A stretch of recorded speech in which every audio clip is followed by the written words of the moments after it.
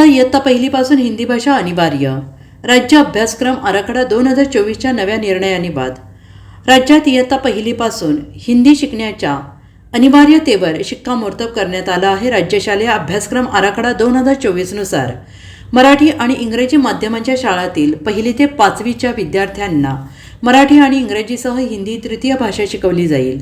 अन्य माध्यमांच्या शाळांमध्ये 1ली ते 5वीसाठी माध्यम भाषा मराठी आणि इंग्रजी अशा 3 भाषा असणार आहे. जूनपासून सुरू होणाऱ्या शैक्षणिक वर्षापासून या धोरणाची अंमलबजावणी करण्यात येईल. हिंदी भाषेच्या सक्तीमुळे या शैक्षणिक धोरणाबाबत वादंग निर्माण होण्याची चिन्हे दिसत आहेत. CBSE अभ्यासक्रमावर आधारित नव्या धोरणाची अंमलबजावणी टप्प्याटप्प्याने करण्यात येणार आहे. यानुसार यंदाच्या शैक्षणिक वर्षापासून इयत्ता पहिलीपासून नव्या शैक्षणिक धोरणाची अंमलबजावणी होईल. पुढील वर्षी 2री, 3री, 4थी, 6वीसाठी नवे शिक्षण धोरण लागू करण्यात येईल.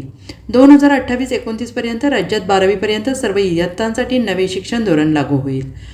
राष्ट्रीय शिक्षण धोरणाची राज्यात यंदापासून अंमलबजावणी होणार आहे.